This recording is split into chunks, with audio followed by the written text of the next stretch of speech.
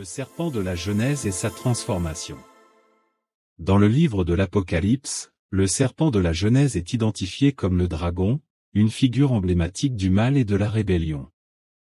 Et il fut précipité, le grand dragon, le serpent ancien, appelé le diable et Satan, celui qui séduit toute la terre, il fut précipité sur la terre, et ses anges furent précipités avec lui. Apocalypse 12, 9. Après la malédiction qui frappe Lucifer, autrefois le dragon majestueux et volant, une dégradation inexorable de son être s'opère. Le serpent ailé, dans sa gloire déchue, perd ses ailes, ses pattes et son venin, qui jadis constituaient une arme redoutable. Daniel 7, 4 illustre ce dépouillement. Ses ailes furent arrachées, il fut enlevé de terre et mis debout sur ses pieds comme un homme, et un cœur d'homme lui fut donné.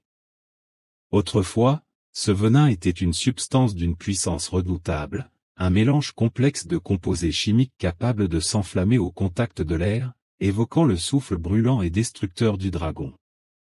Aujourd'hui, cette toxine dégradée n'a plus qu'un pouvoir limité, se manifestant par l'inflammation, l'empoisonnement et la paralysie. Cette métamorphose du souffle ardent du dragon en venin toxique nous invite à méditer sur une réalité troublante. Certains individus, tout comme le diable, corrompent leur nature.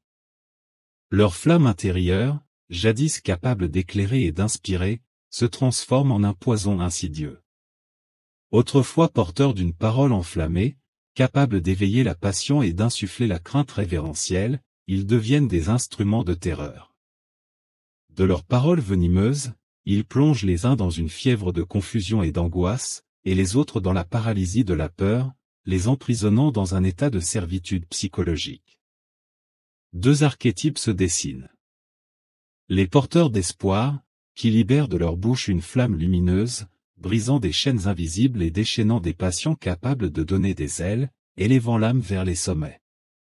Les porteurs de venin, dont les mots mortels détruisent la volonté humaine, précipitant leurs victimes dans les abîmes du désespoir.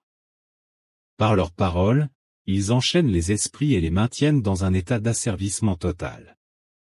Ainsi, la langue, telle une épée à double tranchant, révèle son pouvoir tantôt créateur, tantôt destructeur. Elle peut élever ou abattre, inspirer ou paralyser, raviver l'espoir ou instiller le désespoir.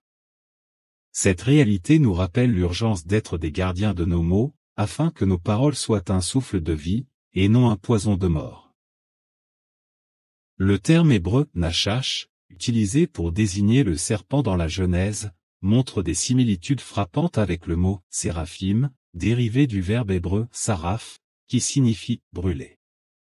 Ainsi, les séraphins, littéralement les « brûlants », renvoient non seulement à l'idée de feu, mais aussi à celle de venin inflammable, une double connotation qui enrichit notre compréhension des êtres spirituels. Dans le Deutéronome 8, 15, l'expression « nachash sharaf » désigne des serpents brûlants ou venimeux.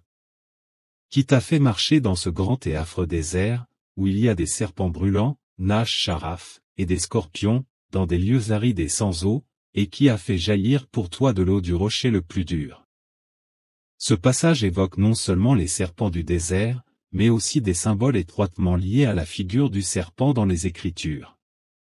L'eau jaillissant du rocher dur, telle celle des fleuves de l'Éden, nous rappelle la puissance de Dieu qui nourrit et sauve.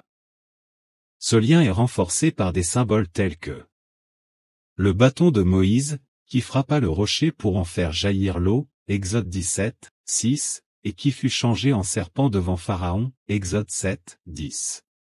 Le serpent d'airain, élevé par Moïse sur une perche, pour que ceux qui regardaient avec foi soient guéris des morsures des serpents brûlants, Nombre 21, 8 à 9.